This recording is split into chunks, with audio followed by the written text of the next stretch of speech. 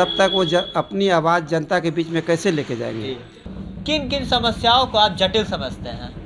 जय हिंद। इस वक्त मैं उत्तर प्रदेश जनपद सोनभद्र अनपरा नगर पंचायत में मौजूद हूँ और मौजूद होने की वजह प्रदेश में नगर निकाय की चुनाव की जोर शोर से तैयारी चल रही है।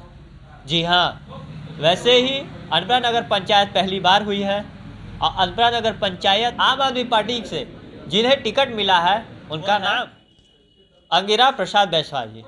जी हाँ, वो हमारे बगल में ही बैठे हैं और इनका मैं साक्षात्कार लूँगा। इससे पहले जनताओं के सवाल नेताओं के जवाब एपिसोड नंबर 5 में इनका बहुत बहुत स्वागत करता हूँ।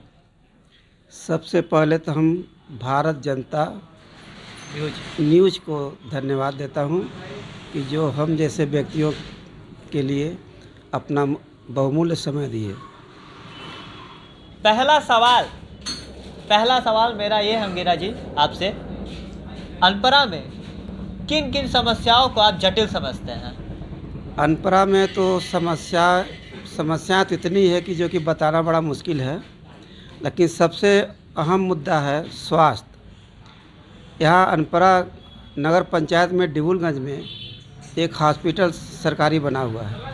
उस हॉस्पिटल की दशा ऐसी है कि वहाँ पे न बिजली की व्यवस्था है, न पानी की व्यवस्था है, न डॉक्टर की व्यवस्था है। इस समय एक डॉक्टर साहब आए हुए हैं, उनके आने से थोड़ा सा लोगों को राहत मिला हुआ है, लेकिन जिस तरह से आम आदमी को स्वास्थ्य के लिए सुविधा मिलनी चाहिए थी वो नहीं मिल पा रही है। वहाँ पे एक्सरे मशीन नहीं है, सीटी स्कैन मशीन नहीं है, एमआरआई मशीन नहीं है, यहाँ तक कि पैथोलॉजी की भी व्यवस्था अच्छी नहीं है जी। दूसरा हमारा फोकस है शिक्षा का जी। हमारे यहाँ अभी तक आपका नवंबर महीना का लगभग 10 तारीख हो गई, आपका 17 तारीख हो गया, लेकिन अभी भी परिषदीय विद्यालयों में, सरकारी विद्यालयों में एक भी किताबें अभी बच्चों को वितरित नहीं हो गई। जब तक बच्चे पढ़ेंगे नहीं, जानकार नहीं होंगे, शिक्षा के बारे में नहीं जानेंगे, तब तक वो अपनी आवाज़ जनता के बीच में कैसे लेके जाएंगे। और सरकार की जो हमको तो लगता है मंशा ये है कि लोग पढ़े ना, यदि पढ़ेंगे नहीं तो लोग हमसे रोज़गार नहीं मांगेंगे। इसलिए हमारा पहला फोकस होगा कि पहला हो गया स्वास्थ्य, दूसरा होगा शिक्षा जी। और तीसरा अभी हमारे क्षेत्र में एक कुलडुमरी ग्राम सभा कुबरी ग्राम सभा पड़ता है, वहाँ पे हम लोग एक दिन गए थे। वहाँ पे अभी तक पानी की व्यवस्था नहीं है, विद्यालय में लाइटिंग की व्यवस्था नहीं है, तो उसके ऊपर हम फोकस करेंगे कि वहाँ पे बिजली की व्यवस्था हो, पानी की व्यवस्था हो, लाइटिंग की व्यवस्था हो। और तीसरा हमारा फोकस होगा अनपरा बाज़ार में एक भी शौचालय नहीं है। हमारे अनपरा नगर में व्यापार लोग क्या कहते हैं, ग्राहक आते हैं किसी व्यापारी के यहाँ सामान लेने के लिए, उन्हें यदि शौच लग जाता है तो अपने घर जाना पड़ता है उनको।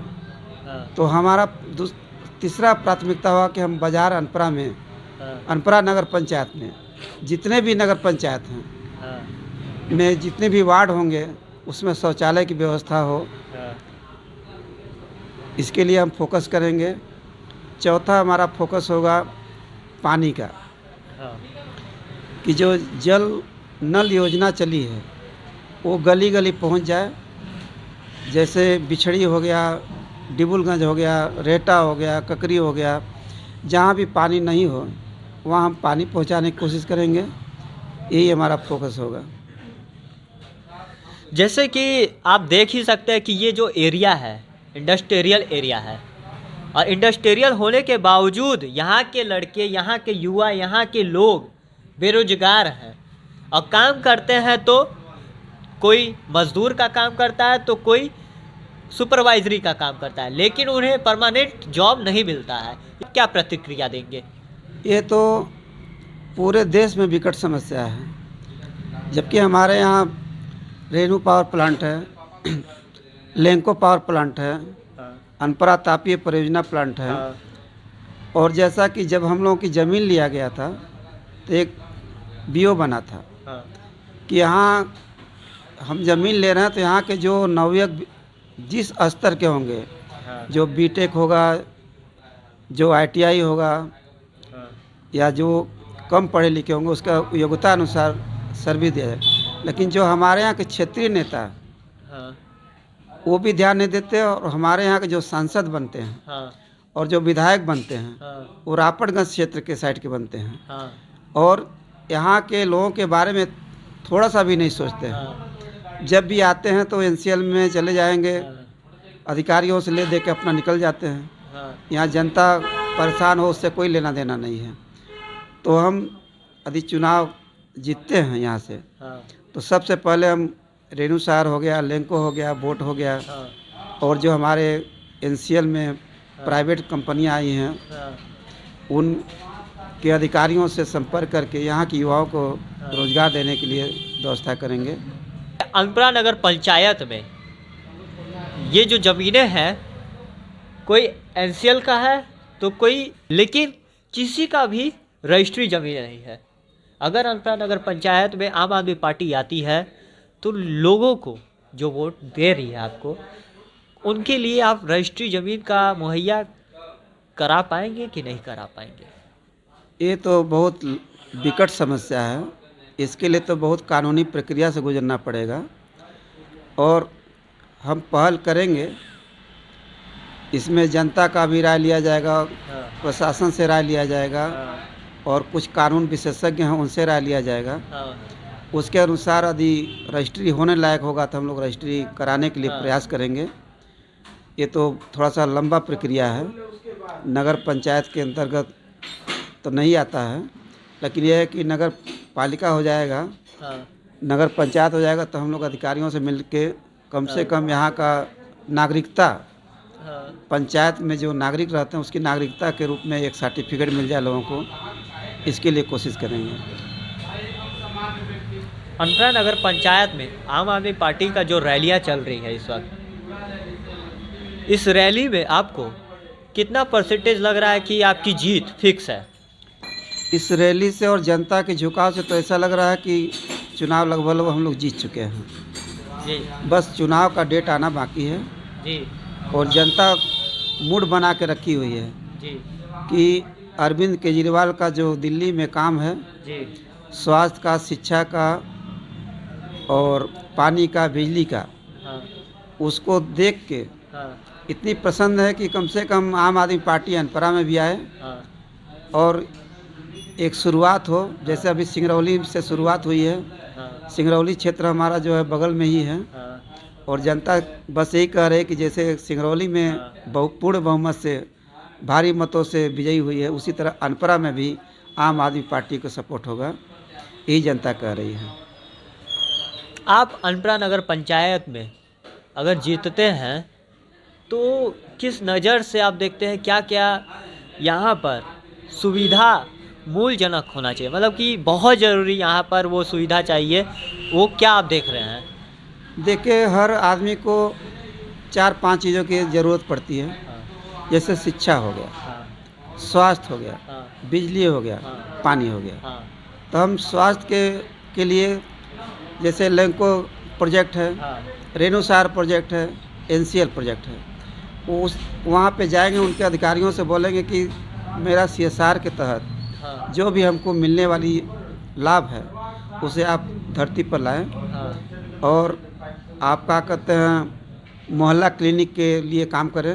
हाँ, जैसे हमारे यहाँ पंचायत भवन बनी हुई हैं हाँ, पहले से, वो खाली हैं, हाँ, वहाँ पे हम मोहल्ला क्लिनिक बनाने की कोशिश करेंगे। हाँ, लेंको के प्रशासन से रिक्वेस्ट करेंगे, रेणुसार के प्रशासन से रिक्वेस्ट करेंगे, हाँ, जबकि वो लोग सब एक्टिव हैं, हाँ, लेकिन हमारे यहाँ के जो क्षेत्रीय नेता अभी तक हुए हैं वो एक्टिव नहीं है, अच्छा, क्योंकि वो सिर्फ अपना काम निकालना जानते हैं, जनता से कोई मतलब लेना देना नहीं होता है।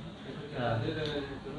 जैसे कि आपने बताया कि सारे भवन खाली है, उस भवन में ये भी तो हो सकता है कि आप जब चेयरमैन बनेंगे और आपके जो कार्यकर्ता उस क्षेत्र में होंगे और वहाँ की मुसीबतें वहाँ पे अर्जी दिया जाएगा तो वो आपको पता चलेगा, वहाँ से ये सब भी तो हो सकता है। ज़रूरी तो नहीं कि वहाँ पर मोहल्ला ही क्लिनिक खोला जाए।